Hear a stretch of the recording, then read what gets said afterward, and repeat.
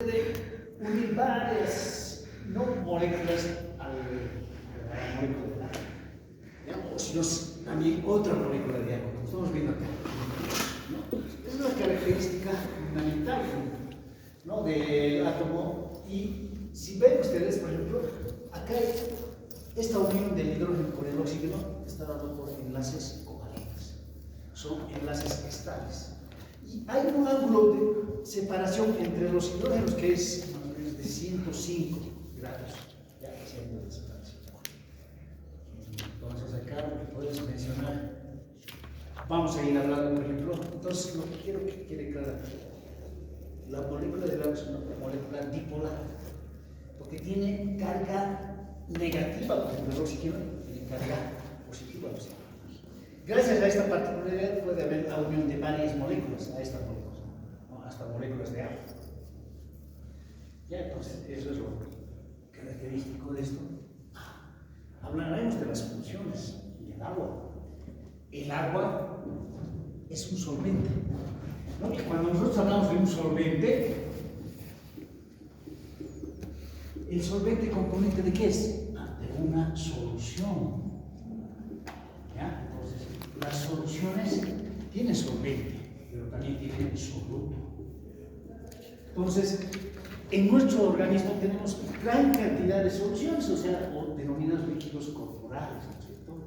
Entonces, la orina es un líquido corporal, la saliva es un líquido corporal. Entonces, al ser, ¿no?, estos líquidos son soluciones, entonces tienen solvente y tienen soluto. Igual la sangre, ¿no? La sangre tiene dos componentes, los elementos formes y el plasma, ¿no? Sabes muy bien que los elementos formes, ¿no?, están formados por los glóbulos rojos o eritrocitos, glóbulos blancos o hematíes o leucocitos, y las plaquetas, ¿no? Plaquetas, esos son los elementos formes. Pero el plasma es una solución, que en esta solución del plasma vamos a encontrar, ¿no?, el solvente, ¿no?, que es agua, ¿no?, es el mayor porcentaje, ¿no?, de la composición del plasma es agua, pero también tiene solutos, y de hecho de solutos tenemos, por ejemplo, los solutos orgánicos, ¿no?, y los solutos inorgánicos. Por ejemplo, el agua es fundamental para llegar a constituir el solvente de nuestras soluciones, de nuestros líquidos, ¿no?, incluso de la sangre, ¿no?, porque hemos hablado que la sangre tiene dos componentes, los elementos formes y el plasma, ¿no?, y el plasma estamos indicando que es una solución. O sea, esa solución tiene solvente, la mayor cantidad. Entonces, ¿cuál es la particularidad, por ejemplo, de este solvente? ¿Dónde está una función acá, por ejemplo? ¿No? Gracias, ¿no?, al agua y al constituir ese solvente, van a poder transportarse, por ejemplo, a través de la sangre, nutrientes, como son los aminoácidos, como son la glucosa, como son los ácidos grasos. ¿Hacia dónde? Hacia las células de nuestro organismo. Pues se van a poder. Pero también no solamente eso, también nos va a servir, ¿no?, el agua, ese solvente, para eliminar de nuestro organismo sustancias de desecho, como por ejemplo, ¿qué? La creatinina, ¿no?, la urea, nos va a servir, incluso los pigmentos biliares, ¿no?, vamos a eliminar, ¿no?, gracias a este solvente que constituye el agua de los líquidos corporales. Vamos a también eliminar, por ejemplo, el ácido úrico, que también es una sustancia de desecho. Entonces, nos sirve eso. Aquí podemos ver, por ejemplo, algunos componentes que se encuentran formando parte del agua, ¿no? Entonces, esos componentes que se encuentran, ¿no?, contenidos en el agua son, por ejemplo, los electrolitos. ¿Y qué son los electrolitos? Son sustancias solubles en el agua, capaces de conducir la corriente eléctrica.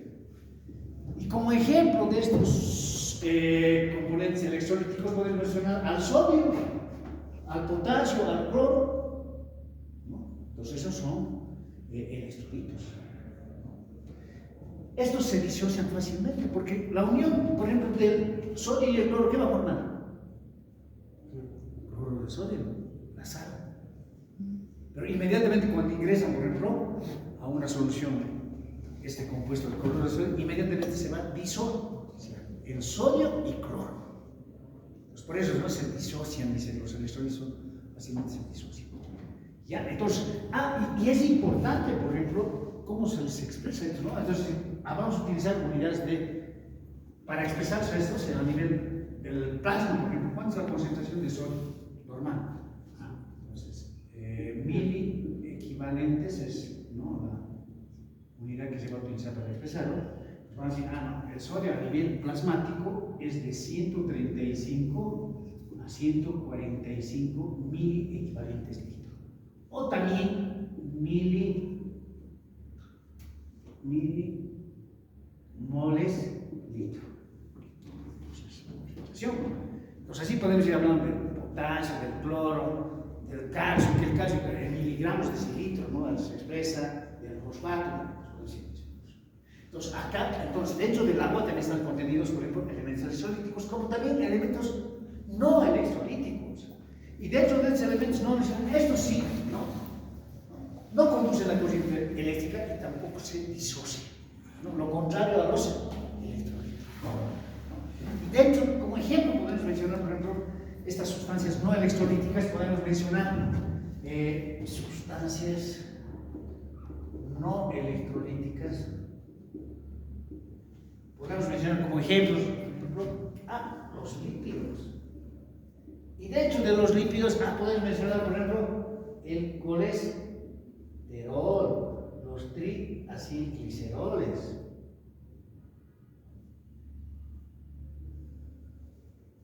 Los fosfolípidos no estamos mencionando porque no están en cuenta generalmente libre, pero aquí también podemos mencionar los fosfolípidos, ¿no?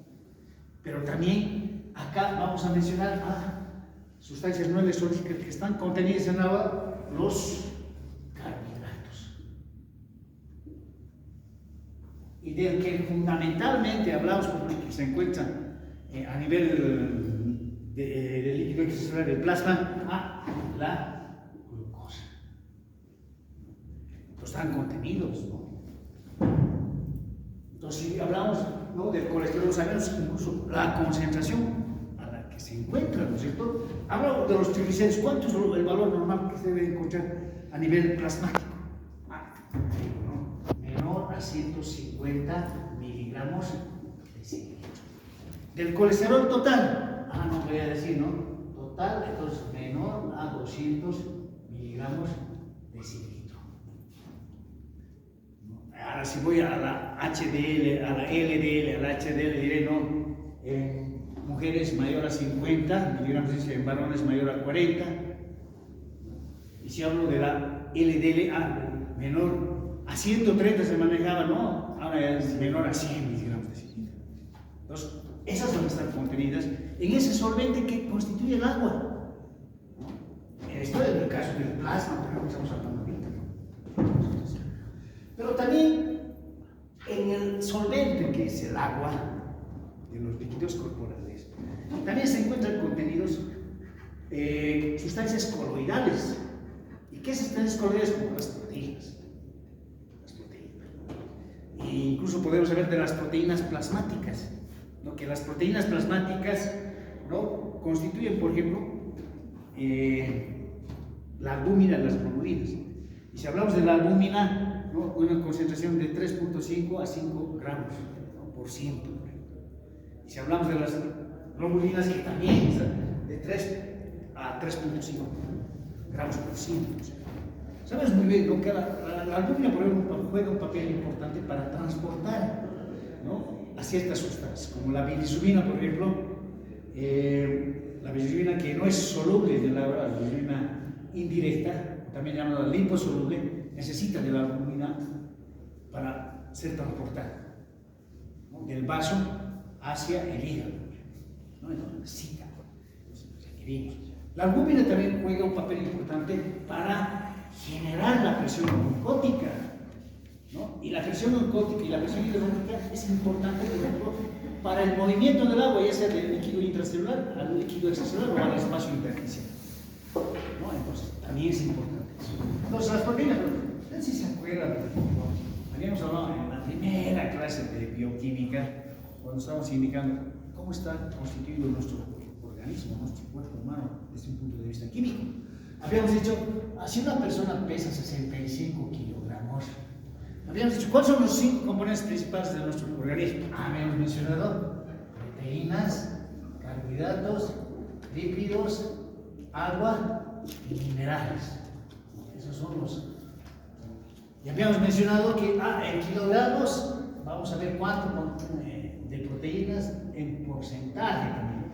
En proteínas, por ejemplo, aquí dice un 17% es la cantidad de proteínas, 65 kilogramos. Por eso hay 17%. Si hablamos de los carbohidratos, por ejemplo, a 1 kilogramo forma parte de la composición química de nuestro organismo. Esto siendo 1.6%, ¿no?, en porcentaje. De los lípidos, a 9 kilogramos, haciendo un 13,9%, ¿no?, del agua, a 40 kilogramos. O sea, tenemos mayor cantidad, ¿no?, en kilogramos es el agua en la composición química de los lípidos, haciendo un 61%. De minerales, 4 kilogramos y haciendo 6,5%. Si sumamos esto nos va a dar los 65 kilogramos y este porcentaje del 100%. Entonces, como pueden ver, nuestro organismo está constituido, ¿no?, por 5 componentes, ¿no? Y hemos dicho, ¿estamos hablando de qué? Estamos hablando de los minerales aquí, en los cuales están algunos, ¿no?, electrolitos, y estamos hablando del agua, ¿no?, como el eustacio. Entonces, por eso hay 17%, dicen, ¿no? Pero de una persona que pesa 65 kilogramos. ¿Ya? Estamos mencionando eso. Pues esas sustancias están contenidas en el agua. Pero el agua va a variar de acuerdo, por ejemplo, al grupo etario de las personas. Por ejemplo, en un recién nacido y hasta menores de un año, el agua llega a constituir un 79 a 80% de la composión, ¿no?, de su peso total. ¿No? Si hablamos en porcentaje, sería más o menos un 79%. Por eso decimos, ¿no?, cuando, por ejemplo, un menor de un año está con diarrea, fácilmente se va deshidratando, ¿no? Imagínense la composición del agua, que es un 80% de su peso. ¿No? Por eso, en esos tenemos que actuar inmediatamente, ¿no?, sin hidratar. Entonces, esa es la importancia. Otra cosa, que por ejemplo, ya a medida que avanza la edad de los adultos, vendría a ser un 60%. ¿No? Y vemos, por ejemplo, que en la tercera edad, ¿no?, los adultos mayores están entre 50 y 55% son agua corporal total. Eso también puede variar de acuerdo al sexo, ¿no? En los hombres 60% y en las mujeres 55%. Pero en las personas obesas tienen menor cantidad de agua, un 45%. ¿Ya? Entonces, eso es la variación del agua, ¿no?, en relación al grupo etario, al sexo y al contenido, ¿no?, de grasa que tiene la persona. Si ven ustedes acá, por ejemplo, la distribución del agua, ¿no?, ya sea en tejidos, órganos, ¿no?, incluso hasta en el líquido extracelular, pero luego es que hay un 90% del peso del cerebro es agua. ¿Y dónde tenemos menos cantidad de agua? Que es solamente un 10%, es el tejido. Entonces aquí vemos, por ejemplo, ¿no?, la variación de la cantidad de agua en los diferentes órganos. Ya, entonces simplemente estamos reflejando que varía la cantidad de agua en órganos y tejidos. Bueno, la ingestión de agua.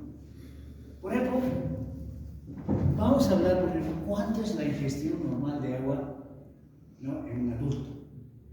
Entonces, lo que utilizamos acá es una constante, ¿no?, de 30 a 40 mililitros por kilogramo de peso día. Esa es la cantidad de agua que uno requiere. Por razón, compañera, le preguntaremos cuánto es su peso. 54 por 35 multipliqué. ¿Qué estamos poniendo? De 30 a 40, entonces, 35, multipliqué. ¿Cuánto será su requerimiento de agua en 24 horas de usted?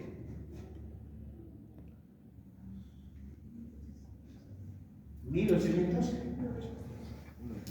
1.900 mililitros es la cantidad de agua que debe consumir diariamente de acuerdo a su peso.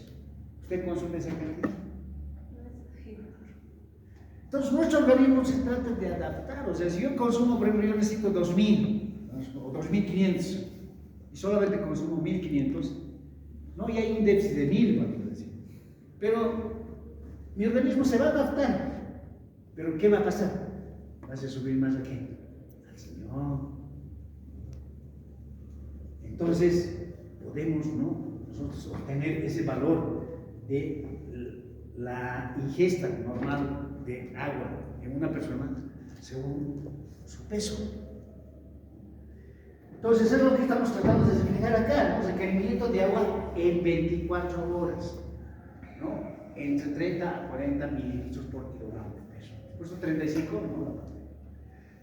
Pero vamos a ir viendo, por ejemplo, esto va a variar, ¿no?, de acuerdo a la edad, por ejemplo.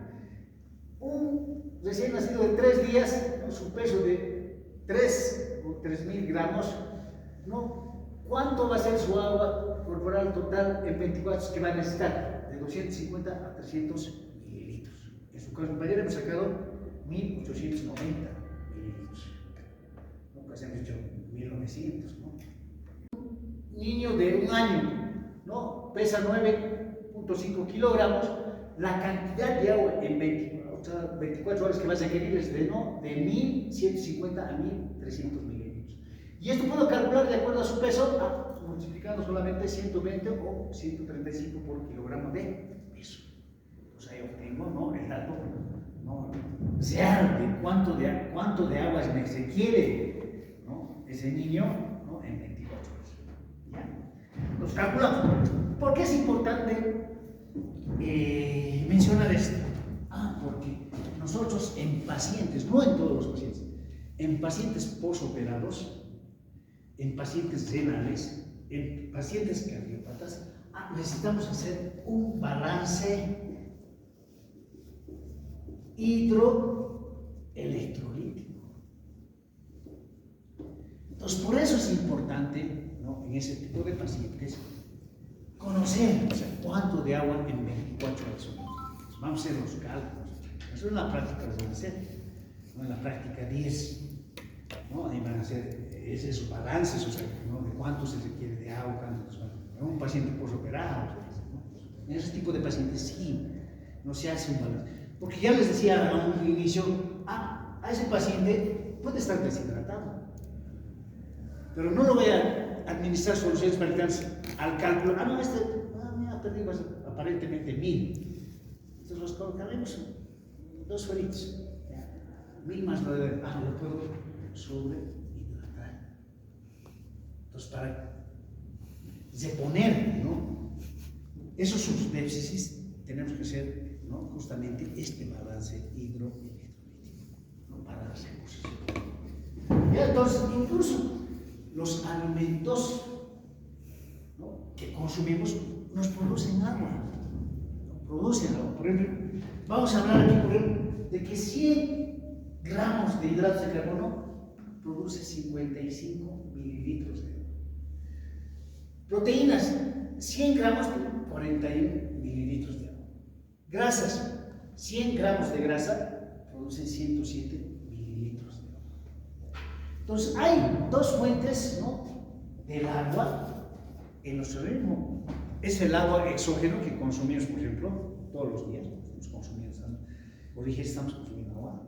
Pero hay otra agua que se produce en nuestro organismo, justamente de la degradación de estos alimentos, de estas carbohidratos, de estas proteínas, de estas grasas. Y a esa agua que se produce se llama agua oxidativa. Entonces, estamos hablando de que, por ejemplo, fuentes del agua. Estamos hablando de una fuente exógena. Estamos hablando de otra fuente endógena. O también es llamada agua metabólica. Y al hablar de metabólica o metabolismo nos relacionamos con las reacciones químicas, ¿no? Entonces, a través de las reacciones químicas generamos agua, ¿no? Entonces, y también hemos dicho que es agua oxidativa o agua metabólica, ¿ya? Entonces, exógena es lo que hemos dicho, ¿no? O sea, todos los días nosotros, según nuestro peso, vamos a estar consumiendo, ¿no?, agua, vamos a estar ingiriendo, ¿no? Esa es la agua.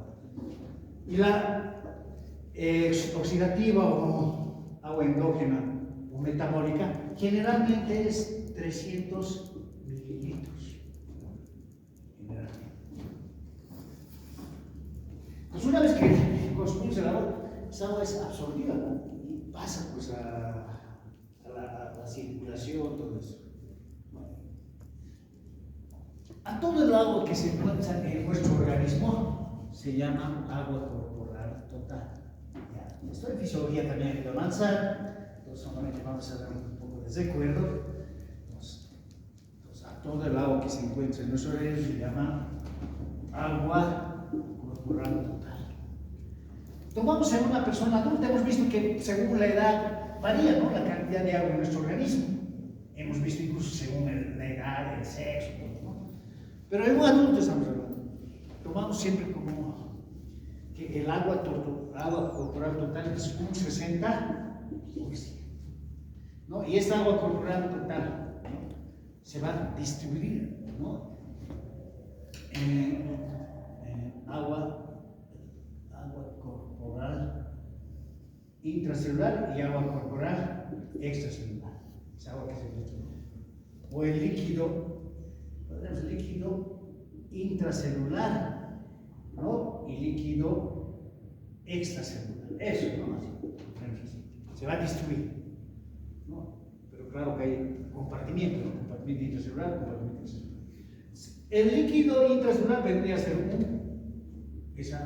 la distribución sería un 40%, y el líquido extracelular sería un 20%. Incluso este se va a dividir, ¿no es cierto? Entonces, cuando hablamos de líquido intracelular, sabemos muy bien que estamos formados por millones de células, ¿no? O sea, hay gran cantidad de agua y pues se constituye un 40%. El líquido extracelular se va a dividir en el líquido intersticial, que vendría a ser un 15%, y el plasma, ¿no?, que hace un momento hemos dicho es, ¿no?, una solución, vendría a ser un 5%. De esa forma, ¿no?, se va a distribuir, o sea, es agua corporal total. Incluso acá, de hecho, de los líquidos intersticiales están los líquidos transcelulares, ¿no?, como es el líquido linfático, ¿no es cierto? Entonces, el líquido pleural, ¿no?, y el líquido incluso que se encuentra, ¿no?, a nivel del peritoneo visceral y parietal, que es 100 mililitros, ¿no? En algunos casos es donde se llega a acumular, ¿no es cierto?, agua, y lo que produce la citis, ¿no? Pero, como habíamos mencionado, por ejemplo, en el líquido intracelular vamos a encontrar electrolitos, ¿no? Vamos a encontrar sodio, potasio, calcio, ¿no?, magnesio, vamos a encontrar proteínas, fosfatos, vamos a encontrar infinidad de... Por eso decimos, ¿cuál es el elemento principal dentro de los electrolitos que se va a encontrar en abundancia en el líquido intracelular?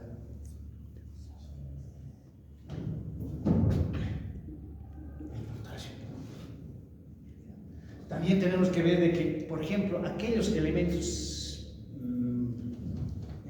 químicos que adquieren la carga positiva se denominan cationes, ¿no? Y aquellos elementos químicos que adquieren la carga negativa se denominan aniones, ¿no? Entonces, a ver, vamos a ir viendo acá. Aquí tal vez antes de seguir avanzando acá, vamos a ver posteriormente con la imagen. Esa agua corporal total, ¿no?, que hemos dicho en porcentaje, no podemos obtenerlo en litros, ¿no?, solamente multiplicando, por ejemplo, en la mujer por 0,5, ¿no?, podemos, ¿no?, y su peso podemos obtener, ¿no?, cuántos litros tienes, o en los casos de los hombres, multiplicando por 0,6 podemos obtener cuántos litros, ¿no?, de agua tiene. Ya no en porcentaje, sino en litros. Entonces, por eso, incluso haciendo una regla de 3 simple, podemos obtener, si su peso es 70 kilogramos, ¿no? Y sería el 100% de su peso. Y estamos indicando que 60% de su peso es agua. Entonces, en litros, ¿cuánto será? 42 litros. ¿No? Y aquí igual, no multiplicando como solamente por esta constante en un varón, por ejemplo, 70 kilogramos de peso por 0.6, 42 litros. Rápidamente, sin hacer la regla de 3. Y lo que estamos viendo acá, esa distribución, ¿no? Que existe, ¿no? En litros del agua. ¿Cómo se está escribiendo en el líquido intracelular, en el líquido extracelular, plano, haciendo simplemente reglas de 3? Sí.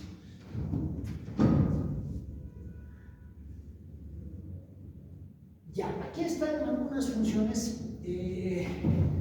No me corresponde, mañana van a hablar seguramente al detalle de cada uno de estos elementos químicos, porque es agua y electrolitos, ese es el tema, ¿no? 43, gases del agua.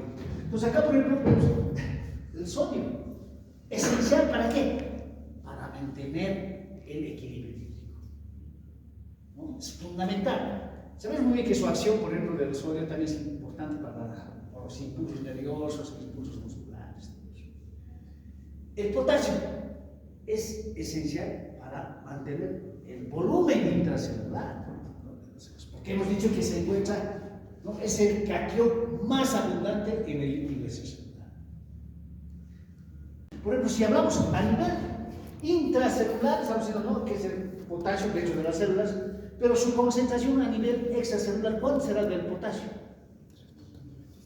De 3.5 a 5.5, no mide equivalencia. Pero ¿cuánto será a nivel intracelular la concentración de potasio? 140 miligramos. Lo contrario ocurre con el sodio, ¿no? Que el sodio a nivel extracelular es de 135 a 145 miliequivalencia, ¿no? Y a nivel intracelular es 10, ¿no? Miliequivalencia. Es la diferencia. Y gracias a que se mantienen esas concentraciones, que exista mayor concentración de potasio a nivel intracelular y que exista mayor concentración de sodio a nivel extracelular. ¿Gracias a qué? A la bomba de sodio y potasio, ¿se escucha? La bomba de sodio y potasio. Y esa bomba de sodio y potasio, una hormona que la estimula, ¿cuál es?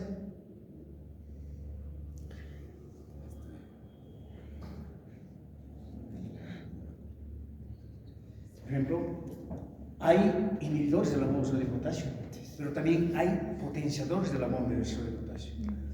A ver, cuando un paciente tiene insuficiencia cardíaca, ¿qué medicamento se administra? Insuficiencia cardíaca, porque estimula la bomba de sodio y potasio. La digoxina. La insulina, ¿no? Igual estimula la bomba de sodio y potasio. Por eso, cuando hay deficiencia de insulina, ¿no? En los diabéticos puede haber hiperpotasemia. Esa es la explicación de la hiperpotasemia en un diabético. Porque si no hay insulina, ya no va a ingresar la insulina, ya no está estimulando la bomba de sodio y potasio. Pues ya no es la insulina de potasio hacia el interior de las células.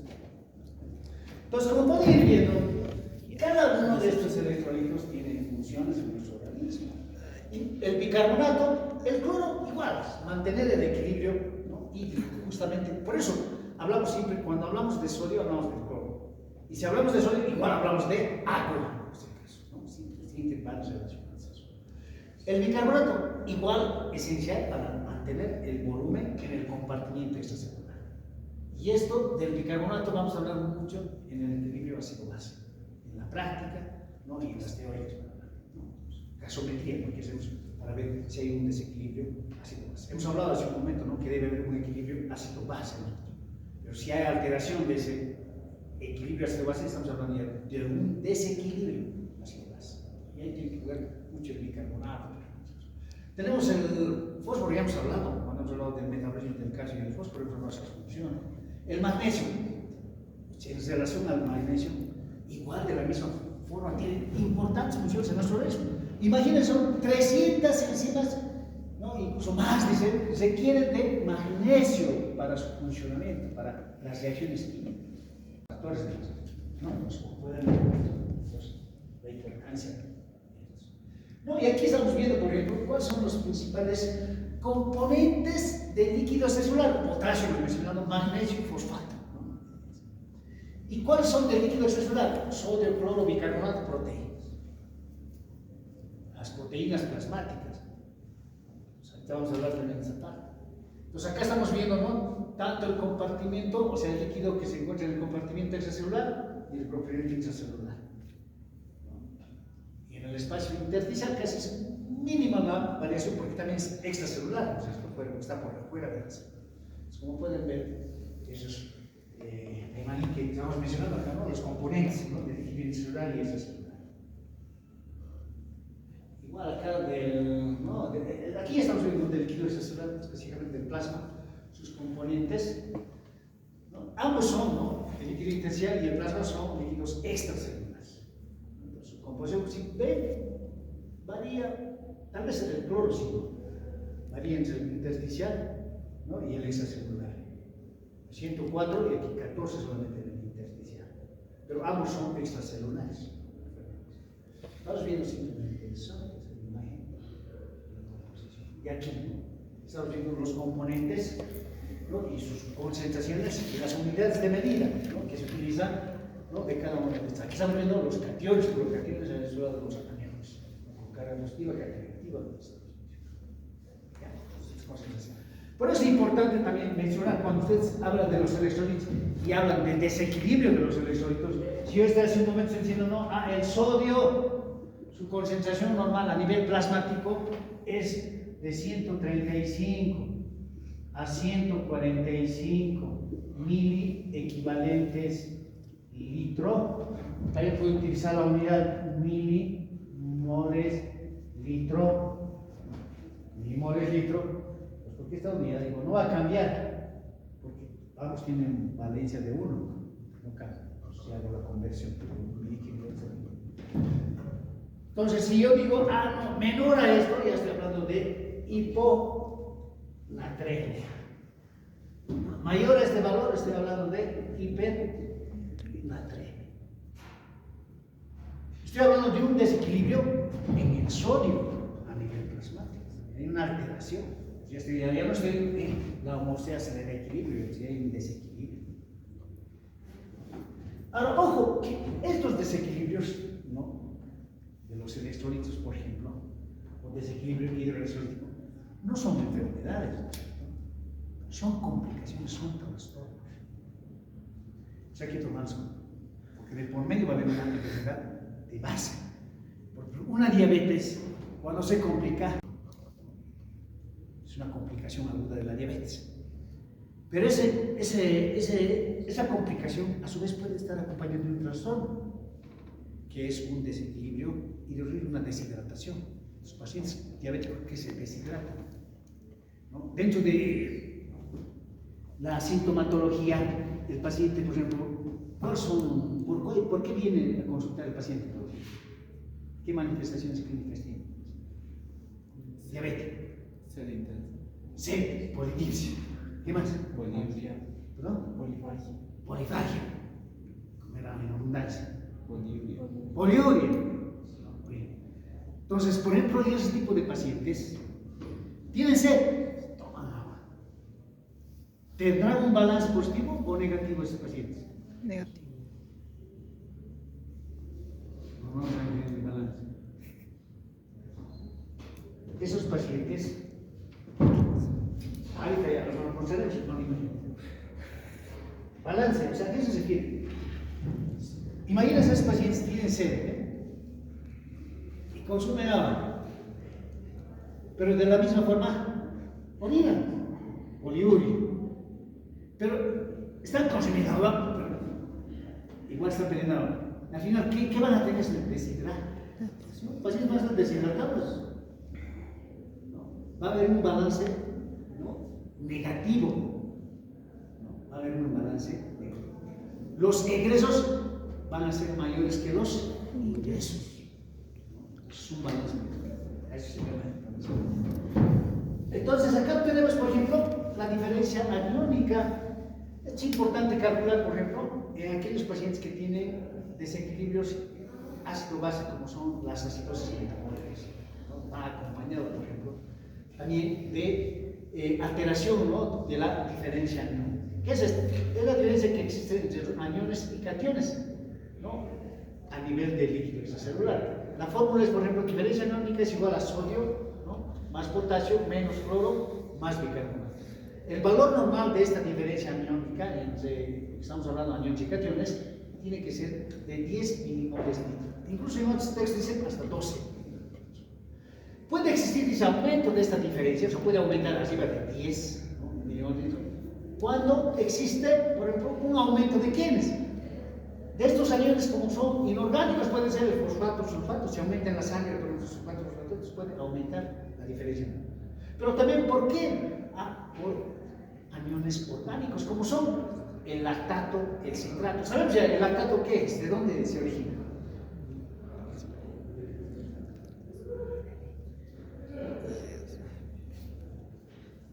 Del ácido pirúvico, ¿no? Es la glucólisis anaerobia, ¿no? Entonces, exceso de lactato. ¿Cómo se forma el citrato? ¿La unión de qué es? De oxaloacetato y acetilcoenzima. Sí. El aumento de citrato igual puede aumentar la diferencia aniónica. El piruvato ya sabemos, ¿eh? El acetoacetato y el 3-hidroxibutirato. Cuerpos cetónicos, por eso en la diabetes, ¿no? Exceso de cuerpos cetónicos provoca acidosis metabólica. Entonces, ¿en qué caso se pueden acumular esto? Cuando hay un mal funcionamiento del riñón, una insuficiencia renal, que no va a eliminar, ¿no? de nuestros organismos este tipo de sustancias. O en casos de acidosis, ¿no? Cetoacidosis diabética. Entonces, en esos casos sí va a estar aumentando la diferencia.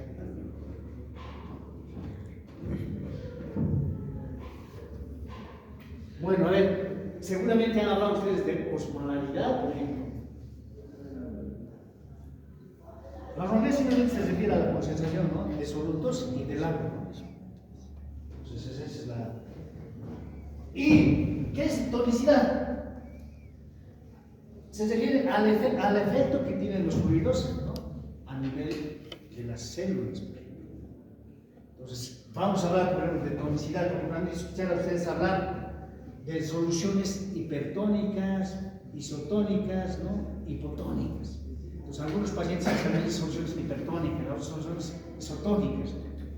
Y eso, en relación, aquí está, a la osmolaridad plasmática. ¿Cuánto es la osmolaridad plasmática normal? A ver, 275 a 295 milosmoles litro, ¿no? Ahí está. 275 a 295 milosmoles. Eso es. Entonces, ¿qué quiero decir?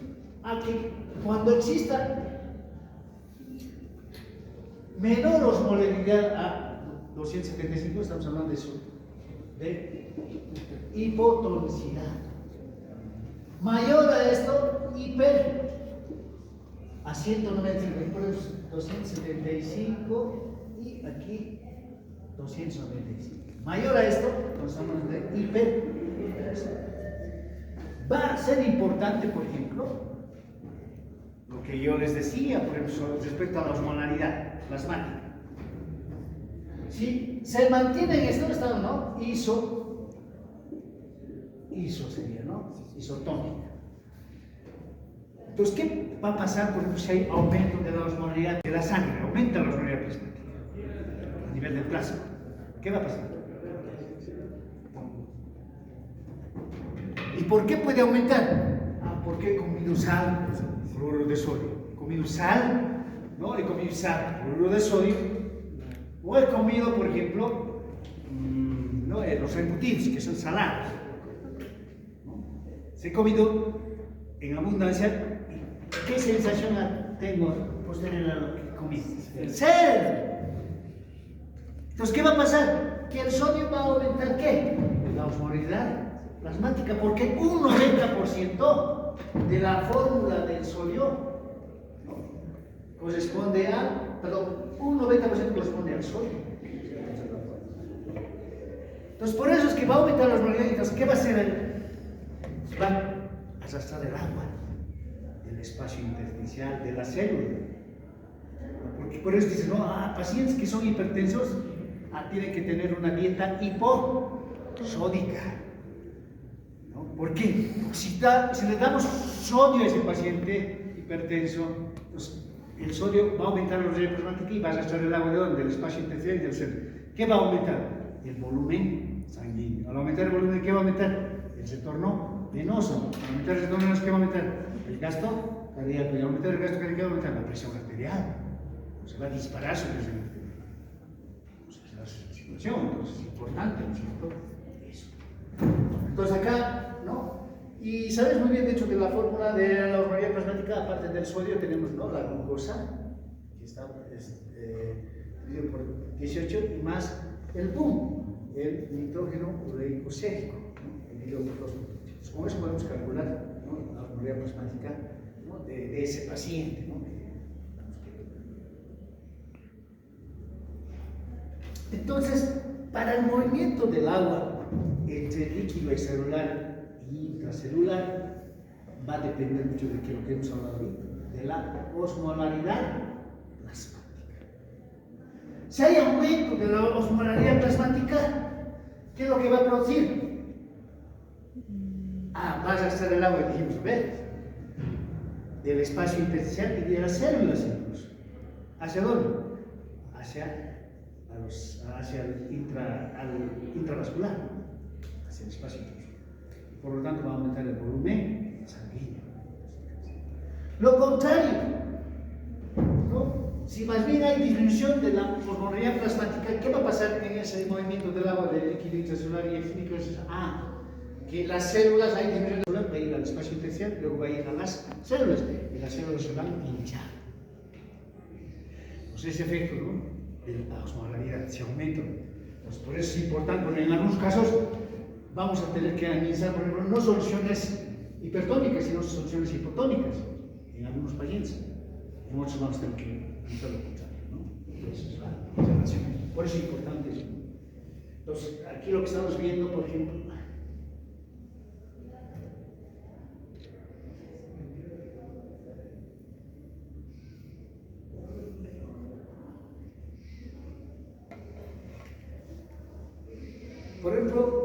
aumento de los solutos impermeables. Hay solutos impermeables, por ejemplo, a nivel intravascular, que no van ni al espacio intersticial, ni van a las células. Que no pueden, son moléculas grandes. ¿Cuáles son esos solutos impermeables? ¿Cuáles creen que son? Que se encuentran a nivel intravascular, se encuentran en el plasma.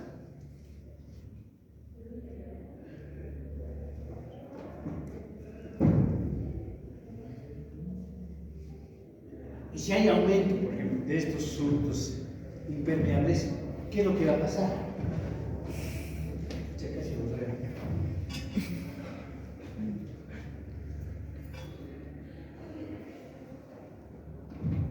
Solutos impermeables son las proteínas.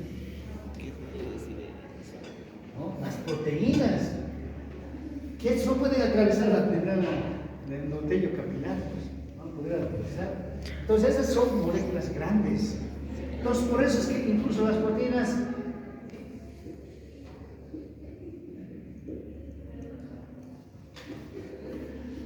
es un capilar sanguíneo. Entonces para que haya movimiento del agua de líquido extracelular y líquido intracelular que estamos viendo acá. Entonces, ¿y qué van a generar esas proteínas? Van a generar la presión oncótica.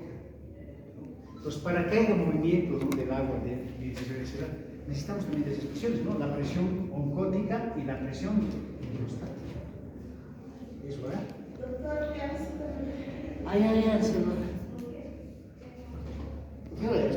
Entonces, la presión oncótica y la presión aquí. Igual, es un capilar, es el extremo venoso y este es el extremo arterial. Aquí también hay la presión hidrostática y la presión oncótica. Ambos. Pues, ¿qué va a pasar? No, si la presión en el extremo venoso, por ejemplo, la presión oncótica está aumentando. El agua que se encuentra, aquí ponemos, aquí ponemos 25 células aquí, líquido intracelular, aquí, líquido intersticial. Entonces, ¿qué va a pasar? En este extremo, por ejemplo, donde la presión oncótica está aumentada y la presión hidrostática está disminuida en el extremo venoso, entonces el agua que se encuentra en el espacio intersticial va a ir hacia dónde? Hacia el intravascular, incluso hasta quedarse. Pero ¿qué va a pasar en este otro extremo? La presión hidrostática va a estar aumentada y la presión oncótica va a estar. El agua que se encuentra acá en el intravascular va a ir hacia dónde? Hacia el espacio intersticial, hacia la célula. Entonces, ese efecto está produciéndose. Ese efecto se está produciendo. Eso es lo que ocurre. Ahora, hay dos tipos de desnutrición, ¿no?, en los niños. ¿Cuáles son? ¿Qué tipos de desnutrición conocen los niños? Guasión y marasmático. En el guasión, ¿el niño cómo está? ¿Hay edema? Sí. ¿No? Hay edema. ¿Y por qué se está dando la desnutrición? Por disminución de proteínas. Entonces, en esos niños, ¿no?, con guasión, lo que hay es disminución de la presión oncótica. Al haber, tienen deficiencia de proteínas, al haber disminución de proteínas, también la presión oncótica va a estar disminuida. Y el líquido que se encuentra en el intravascular va a ir al espacio intersticial y se va a manifestar en forma de edema. Entonces, por eso van a tener edema esos niños. Entonces, esa es la explicación, ¿no? Pues vamos haciendo. Ahí es un problema. Aquí hemos hablado, por ejemplo, de la importancia de la hemorragia plasmática, ¿no? Como también juega un papel importante para ese movimiento del agua a nivel intercelular y extracelular.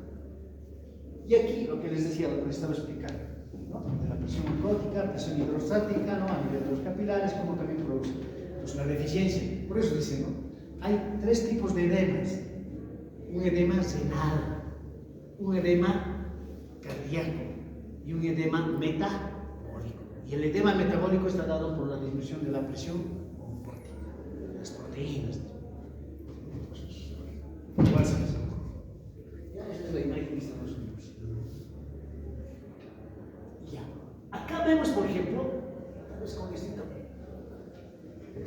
En nuestro organismo, para mantener esto, ¿no?, si yo, por ejemplo, acá está, porque estaremos en si yo consumo, por ejemplo, 1250 mililitros, que van a ser mis ingresos, tengo que eliminar la misma cantidad de los 2550 mililitros. A eso hablamos de un balance hídrico normal, lo que está ahí. Por ejemplo, con los alimentos sólidos igual me generan agua, porque aquí estamos poniendo 650 mililitros.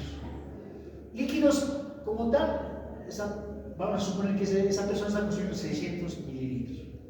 Agua metabólica hemos mencionado, que es el agua que se produce en nuestro organismo, o agua oxidativa, ¿no?, endógena, hemos dicho que es 300 mililitros.